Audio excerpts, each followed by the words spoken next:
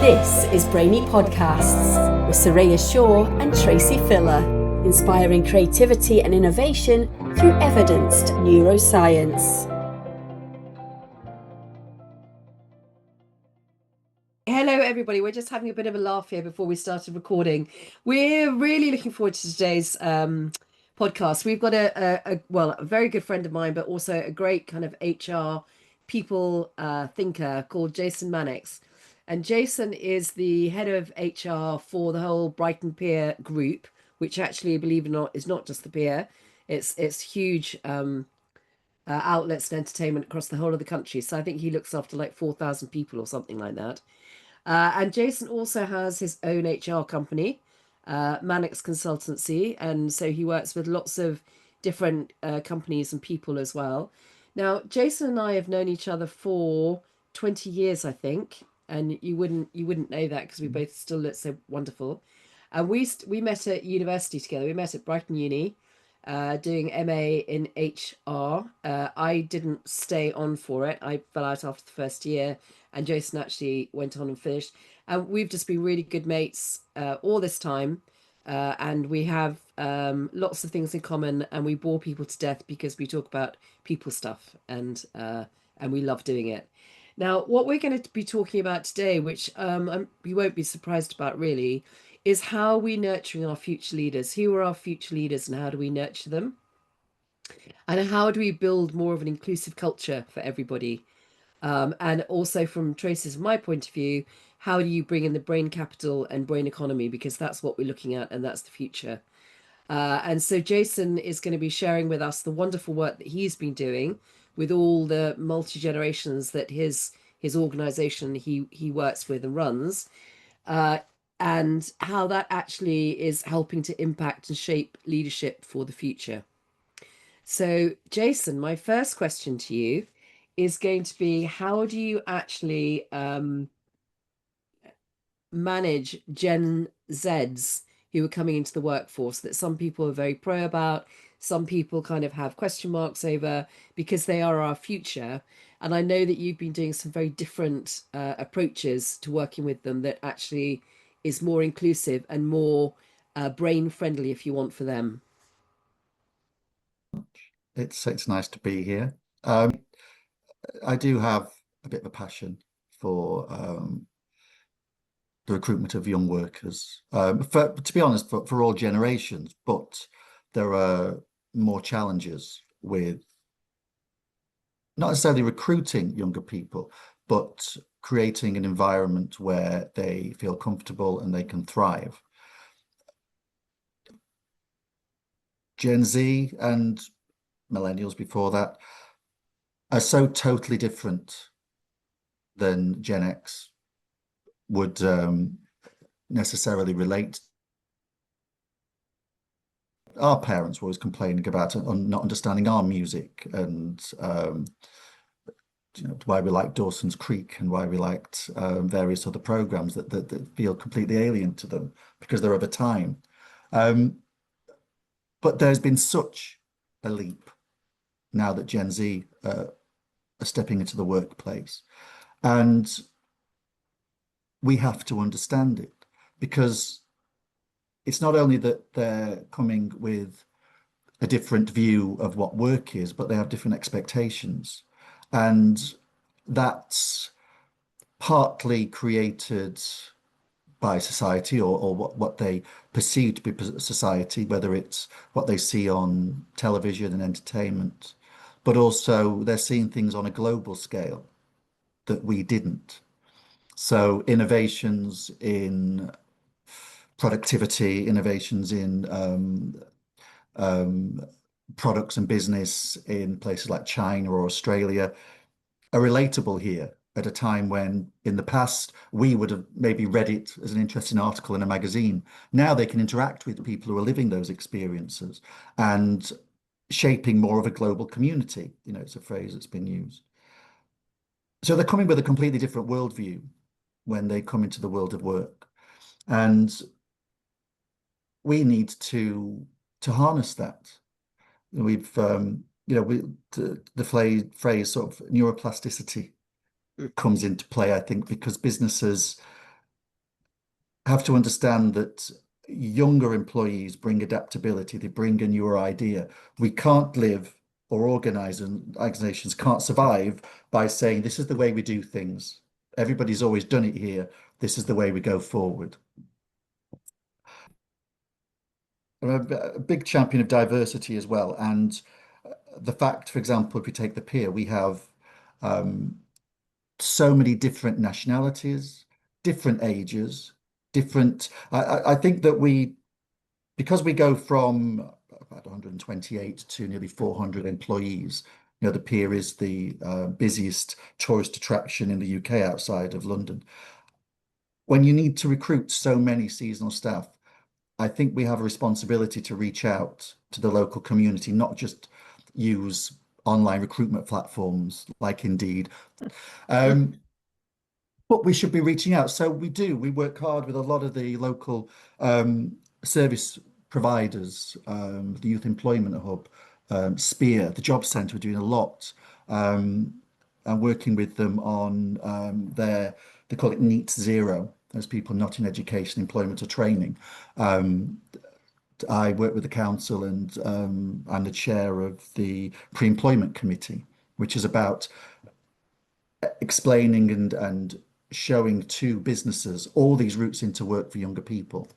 And when you do that and you open the doors and these opportunities, you have to find a way for them to be able to integrate. And the only way that diversity works and you can champion it is finding ways that you can actually then get everybody to buy into your organizational culture. And with Gen Z, yes, some of the initiatives we've had. One of the things I have noticed is that there is a higher level of anxiety and stress among younger generations. Now, when we were younger, um, there was that level of, oh, you just got on with it. And stress was different then. Now, it's relentless. And this is where we have to look at the pressures and the worldview that Gen Z particularly have, because bullying, for example, bullying and harassment is now, it's online, it follows you.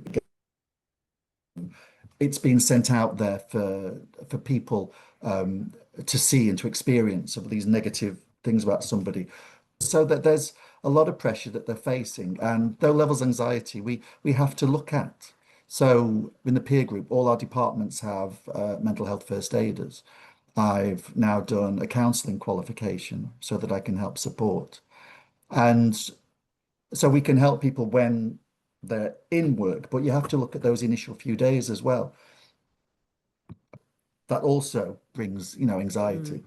So I thought, what could we do? And I like thinking outside the box. Don't know why we have boxes. We hate But you're boxes. thinking So you outside can of jump them. out of them. Yeah, Yes, yeah, yeah. yeah. And we had a silent disco up in Horatio's, one of our bars. And I thought, ooh, that's an idea. So we do a lot of work here with Latest TV, Brighton's TV station. And I went to them. I go to them with quite a few mad ideas, and they usually are quite up for it. And this they were. So now we have a silent tour. So people start. My colleague Liam will meet all the new starters on the forecourt, and they have headphones given to them, which are the silent disco headphones. But we worked with Latest TV. I did a script, which they got someone to talk, which is a tour of the entire pier. But so you put these on, and Liam becomes a bit like one of those, like a guide, and he'll point things out, but silent because they're listening. They're listening to like a museum tour of where you're up to on the pier, some of the history of it, what to look at, facts and figures, but it's immersive. So there are sound effects. So when they're talking about the centre of the pier being removed during the war, there's explosions and there's fighter planes going over, in an auditory way. And the reason I did that because it's technology. They love their AirPods. The day I saw a young lady making a crepe with one hand and texting with the other and doing it well, I realized we're going to lose this battle with technology. I'm not doing that. So let's embrace it. So that's why a lot of our training now is face to face, but also recorded, so they can use the phones and check these videos about what to do, how to make things. They like technology, so if they've got something that is technology that they're learning from, they'll pick up on it a lot better. The other thing we did was policies. I love a policy. I do like a policy. Yeah, We have you a lot of do. them. So we narrowed down, and there's instant access to all of that when they start, and they have an employee portal. But I took the 10 key ones, things like equality and diversity, whistleblowing, harassment, and boiled them down to 10 key points. And it was controversial at the time, but the board finally agreed that we now have a mascot. We have Perry the policy penguin. And one of the sites, the manager there in Sheffield and her husband created this little animated penguin, which talks through these little points. We we've had, not just good feedback. Well, people look a bit shocked, but then I say if one person then goes home and talks to somebody about, you won't believe what they showed us. We got there. They've got a penguin that talks to you about who has their first day and goes home and talks about policies of what they saw. The old days of you'd have a PowerPoint and you talk through things. It doesn't work nowadays. So what does? What can you create? Because then they have buy-in and they feel that that they've taken something on board, and you've gone out of your way to create an initial start for them that they can engage with, and so they'd start to feel valued, and that's how they'll start to buy into the culture. Mm. Can I ask you about the very hands-on approach that you took to that? And given that you're sort of quite good at condensing things down into key points, what would you say you learned from immersing yourself in a particular community? And how did that change the way you brought policy to life? I think any community that you start to learn about, whether it was the trans, non-binary communities, Gen Z, I'm not a part of any of those communities, but you can be particularly within the trans communities. There's the concept of being an ally, and if you're championing diversity, that organizational culture means you have to acknowledge that there are completely different demographics coming, and you have to learn about them. So Jason, can I just add there what you're kind of really saying for me is everything from a neuroscience point of view. And I don't think you've seen. I mean, Jason and I do our talks at King's College in London every year, so you know a lot about the brain from having poor thing having to listen to me. But you to me, you're really brain friendly, because what you are doing is we know that the brain, the one thing it hates is fear. And what you're doing is taking that fear away. It doesn't have to scan for it anymore.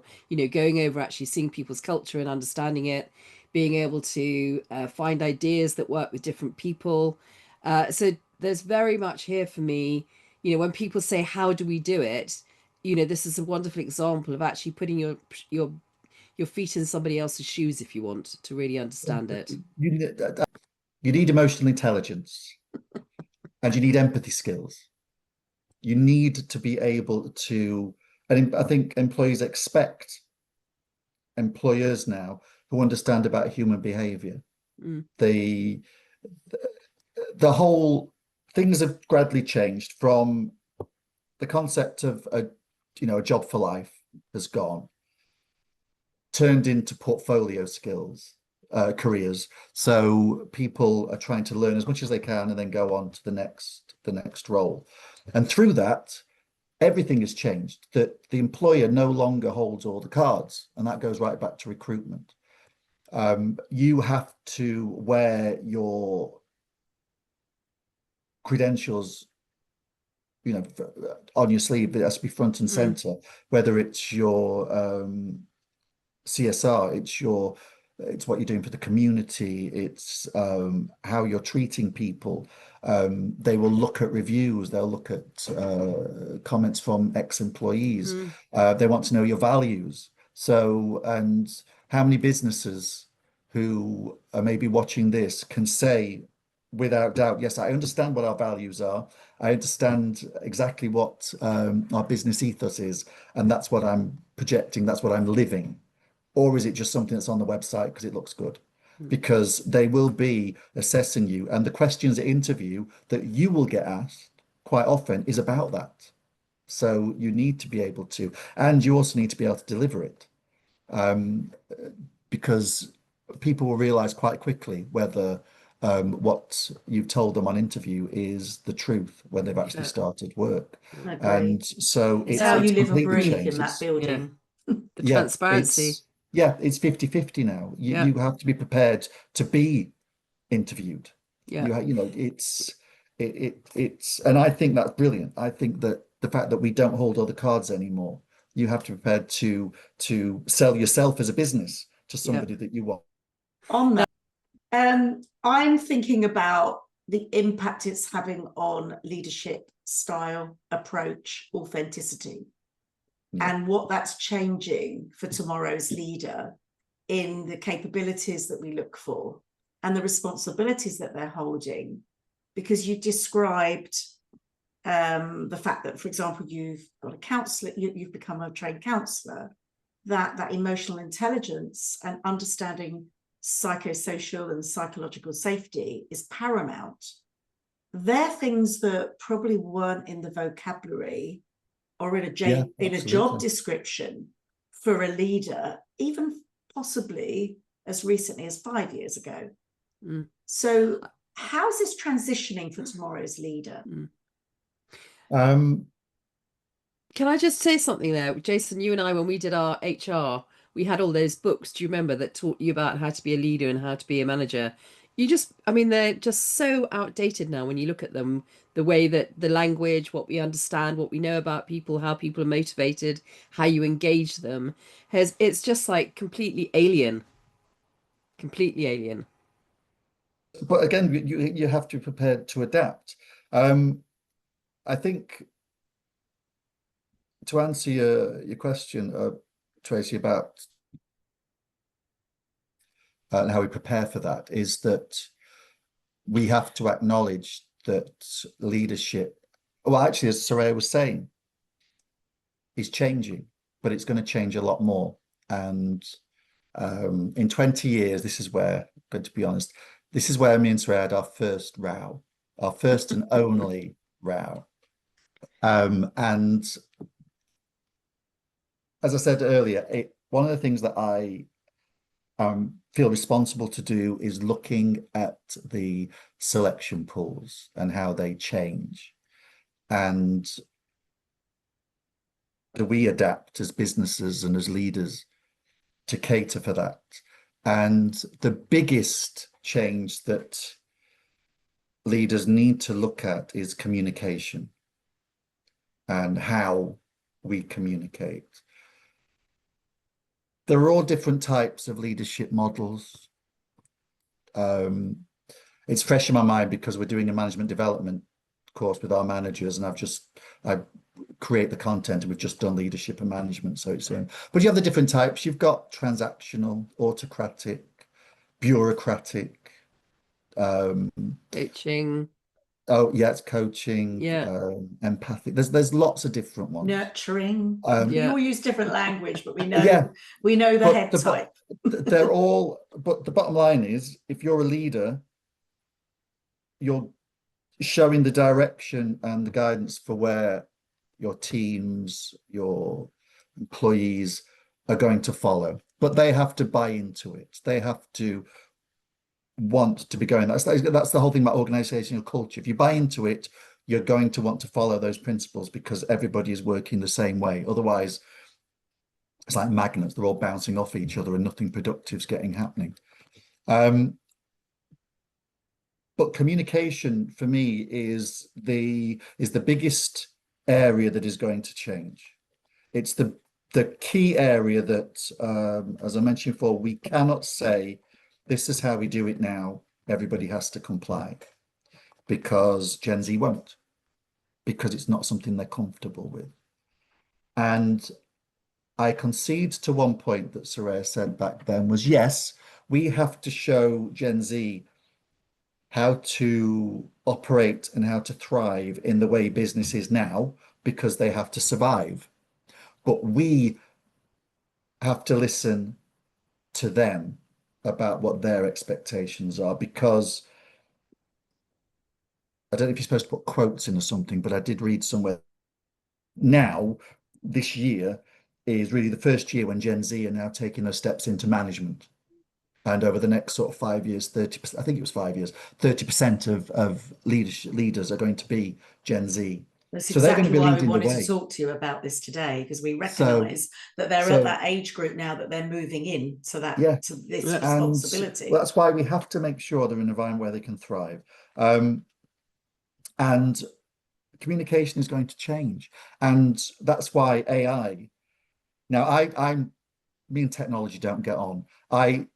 Even though I don't draw money out as much anymore, do you? Thanks to my sister put it on my phone for taking money out. But I always say thank you to cash machines, because when they take over the world, they'll remember that little kindness. So that's my view of technology. I always say please and thank you to ChatGPT. Yeah, We so do, that always don't we? laughs It's at me doing ridiculous. a few Yeah. times, yes, we got on really well, me and Chad. I can put a little kiss at the end, he does it back.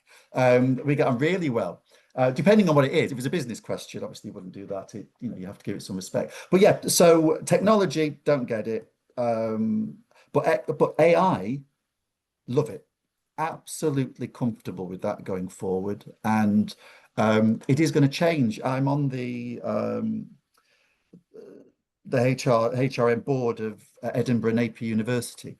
We had the last meeting yesterday, and they're actually ahead of the game in that. I think the CIPD have agreed it, that their CIPD course now has modules in AI and AI management, so that our HR leaders of tomorrow are more in tune with it. And as that becomes more prominent, again, read somewhere that the whole concept of what is hard work will change, because something that would take a group of people in a room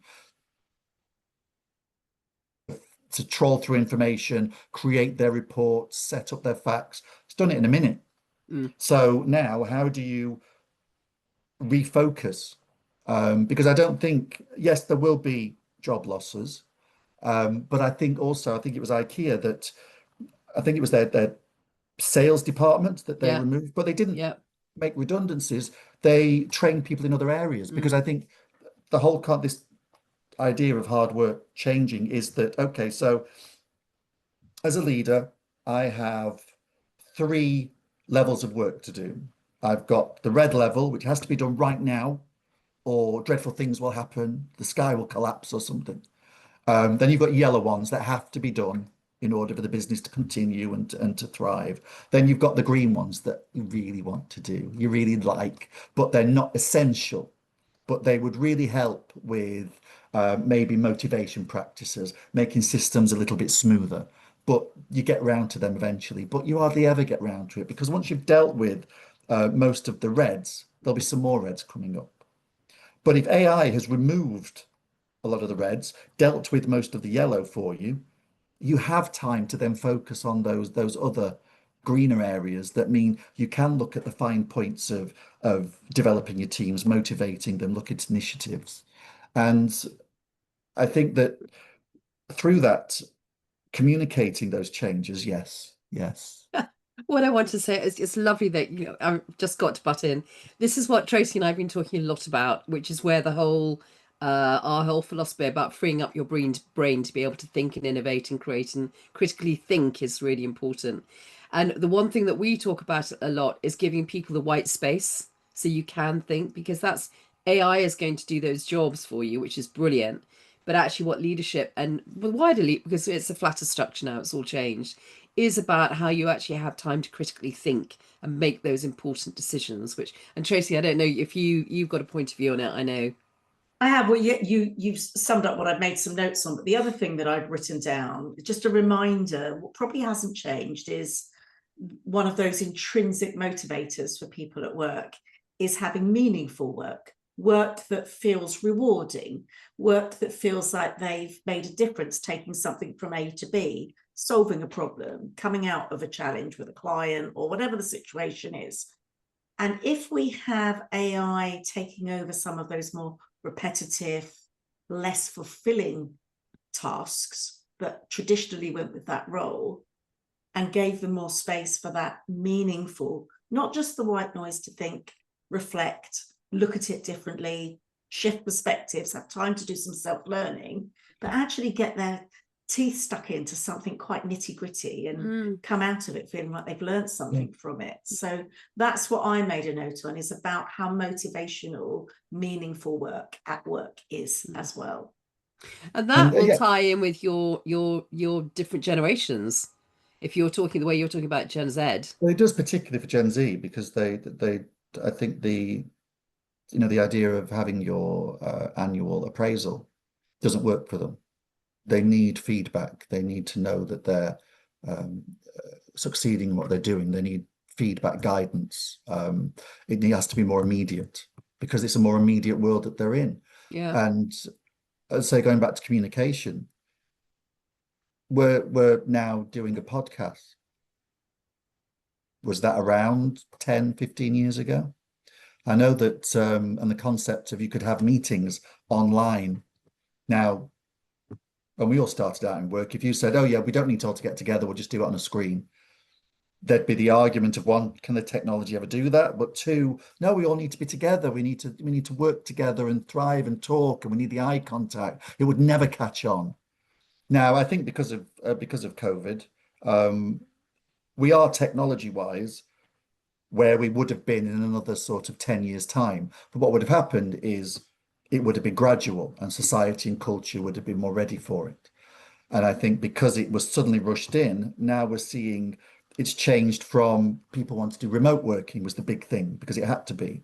Now it's hybrid working, and companies like Apple and some of the other bigger companies that were championing it now, you need to be back into work. We need to get you back.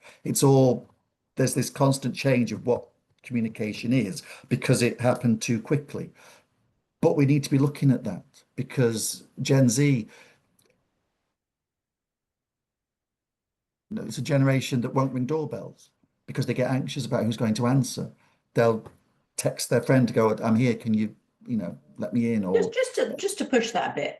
I don't think anybody felt comfortable with ringing someone, unless you're playing Knockdown Ginger. Well, it is if it's a house that we know. Anybody felt comfortable with knocking on a stranger's door. No, it's not a stranger. I'm talking if you're going to your friend's house. There's no reason why Gen Z, unless your ball's gone over the thing. No, I'm talking about people they know going around to see their friends. That's why you text, go, I'm outside. It's just the idea of face-to-face communication. They won't knock on the door. No, it's that level of communication, that face-to-face communication, is something they're not as comfortable with. So they'll be creating communication avenues that minimize face-to-face communication, whether it's more online, even to the point now, I could have a meeting with somebody, but I could be at home, they could be at home, but our avatars are going to be doing the meeting, and they could be sat on a beach somewhere. So there doesn't even have to be this level of face-to-face communication. And that's what we need to be looking at, because that's the avenue that they will start to be going down. But sorry, can I challenge you on that? Can I just push back on that one? This is where the row happened, by the way, Tracy. Get ready. Because when I was that age, everybody wants to belong to a tribe. That's human nature. That's what we do to feel safe. That's what they do. And I think probably Gen Zers, from what you're saying, that tribal thing is very important to them. But also, I remember being at that age when I first started in business, being terrified to pick up the phone because I felt completely out of my depth. I didn't know what I was going to say. Somebody could be horrible to me for all I know. Stupid. All of it. So actually, I think exactly. And we still do it today. That we talk about giving people confidence, Tracy, don't we? But actually, so I wonder whether we're making this, are we actually making a rod for their back, that we're not helping them become more independent and more resilient and more taking, because they've got to run Connected this is the word in world. my You're kind of both proving my point that we are seeing it through our perspective. And But no, things, Jason, I don't think we are. No, I we're think not. we're all very trained people to be looking at through a wider lens than this is Soraya Shaw, this is what I think, or this is what Tracy Fuller thinks. I think it's bigger. But I think what I'm hearing, and I think everything you're doing is brilliant and it's really quite right. But how are we helping them? That's what I want to know. How are we, our jobs as kind of thinking partners with our clients is to help them think better and to look at things in different ways so that they can get insights and ideas that they wouldn't otherwise ever have. And I'm worried that we're not giving that opportunity to them. um, And we're not surprised by it because you see these things coming. We can see the future coming. For instance, when you talk about, Tracy and I have only ever met twice face to face. We've done everything virtually. I think we're the generation that have grown up with this constant change going on all the time, that you either embrace it or you don't. So much that's going to just disappear, and it is all the time around us. You just with AI, you just look at how much is changing. But I do think it's about how is leadership going to embrace that change, and how are we going to prepare people for it, because you've got alphas coming up, and the alphas are very, very different. Really, they're go-getters. They've got a hustle on the side. They've got much more confidence and a completely different way of working. So how are we going to get all these generations to work together without almost making one generation a bit special? it isn't a case of making people special. As I said, leaders of now have to look at what's going to change and be prepared for the fact that it won't be the way that we think things should be run, that communication should happen. We what have you're to do it now because we're living in now, but we have to what you prepare for the fact that what's going to change, that we might not be comfortable with, that we might not think is the ideal way to go forward, but it won't be in our hands. And we have to be prepared, listen and look at what's changing, and be prepared for the fact that, well, I'm not quite comfortable with that, but there's a generation that clearly is. Completely I agree. agree. I agree with Completely that. agree. Yeah. Although we've had some controversial discussions, so it'd be interesting. I'd really like to invite comments when this one goes out to see where people are sitting on this. How is beyond, because we're quite closely connected. We are often thinking about what's next, and often we find that what we've discussed in our podcast 6 months later becomes the thing everyone's talking about on LinkedIn. So I'd be really interested to see how this lands with the listeners and where their thoughts are, and make them think about, if they haven't changed anything, that's dangerous as a leader. If the organization hasn't shifted or adapted in any way for a changing workforce, that's a big danger, red flag. But also, where's the line before it becomes tipping point for them in their view?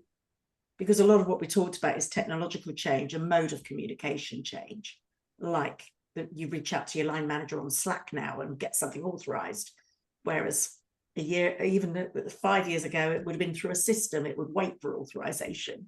So mode of communication has shifted without a doubt. Human beings still require connectivity, leadership, direction, and clarity. So I'd be really interested to see where people's thoughts are. How ready are our leaders, and where are they making those mistakes, and where are they making those changes? Yeah, as I said, most of it that I've discussed is communication and how they communicate. You're absolutely right about the need for people to interact. And again, there are ways to get around that. There's, I was about to say, there was an article that covered that people are doing Friday events, so that all these remote workers get together on a Friday. There's one company gave everybody a budget to buy Lego, so they all get together on a Friday online and build things, from whatever they purchased. Or there's a quiz or something on a Friday that gets people together. So yes, the way communication goes will change, and we have to be prepared for that. How it's coped with and the strategies that are in place for people still to connect, I think there'll be a way for that to happen, because there has to be. But we have to be prepared for the fact that the way it's approached will be different. But as it develops, that, as I said, that there'll be initiatives put in to try and make sure that there is some kind of communication, but it may not be face to face. God, Jason, this has been Well, really interesting. Oh, We have 3 questions that we always end on, which are: what do you do to create joy and laughter amongst your teams? Which leads beautifully onto what we were just saying, what you've just kind of expressed.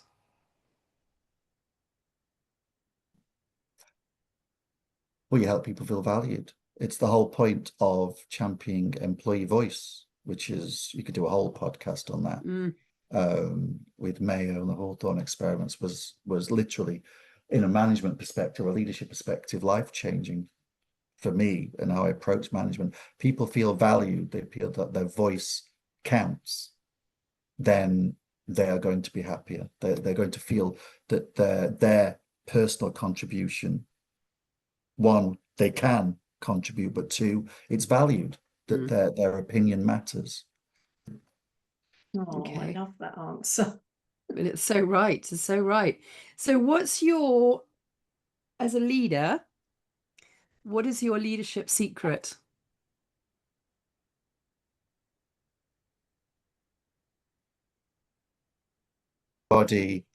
Everybody matters. You've really, really demonstrated that through all this podcast, which is I hope people, as Tracy and I always want to give people to go away with something that they've picked that up, which leads me on to, what one thing do you want our listeners to take away today?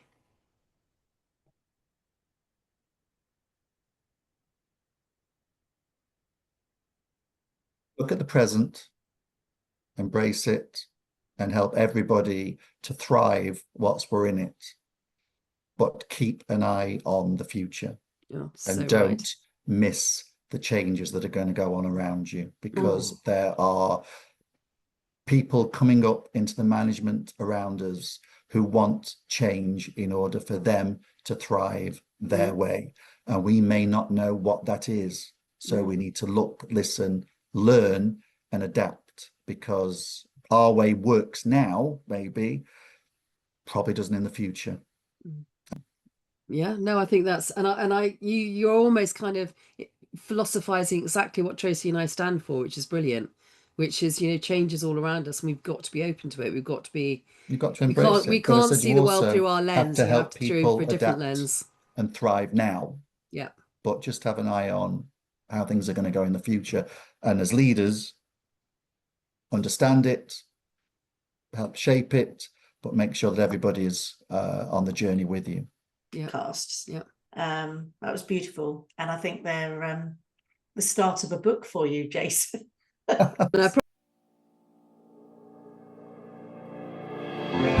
Enjoyed this episode?